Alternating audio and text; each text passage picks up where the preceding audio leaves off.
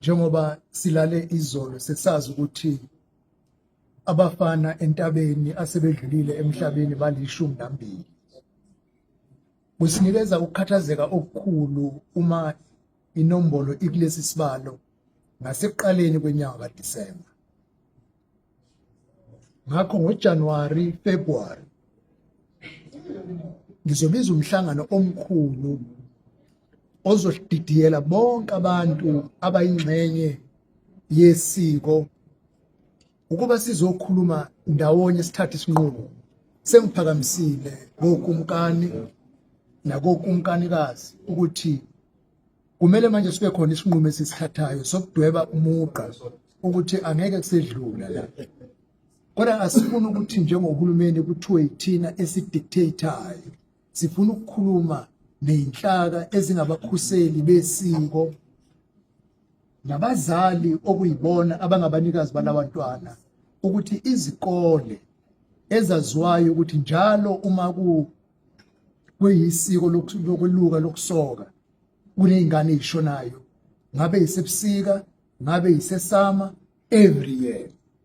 Enye into-ke esizofuna ukuyiphakamisa ukuthi lezo y'kole azingavunyelwa ukuqhubeka nokwenza leli siko. Iy'ngane ziyiswe kulezo y'kole minyaka yonke ezithi maziye khona ibuye iphila kujabule abazali.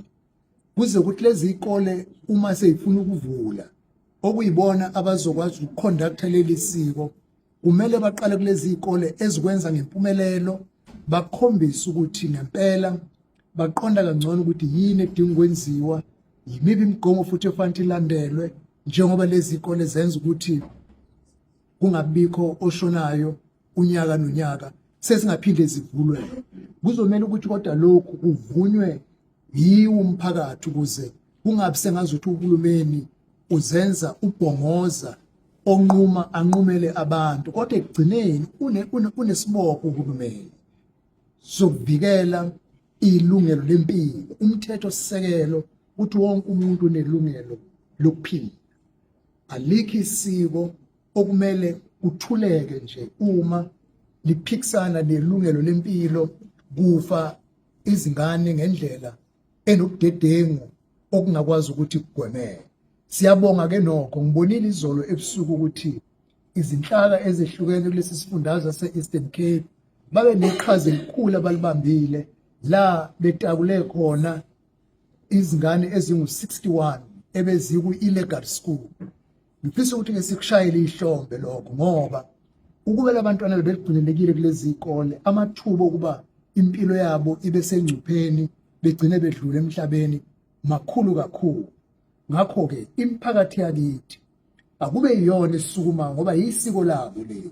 Uma bebona iy'kole ey'ngekho emthethweni ababambe bona iqhaza lokuthi zivalwe. Uma kunobukhuni kube yibona abathinta omasipala, uhulumeni wesifundazwe, amaphoyisa, ukuze singenelele njengohulumeni uma kuwukuthi abakwazi ukungenelela ngoba kwezinye indawo kuhambisana nodlame uma nithi niyangenelela, kodwa akukwazi ukuqhubeka isimo la abafana bebekeka esimeni esiyingcuphe ngenxa yokuthi sizama ukuqhubeka nesiko lethu elihle kodwa eseligubuzelwe yifu lokuthi lihambisana nokuthi kushone abantwana ngendlela ebudedengu.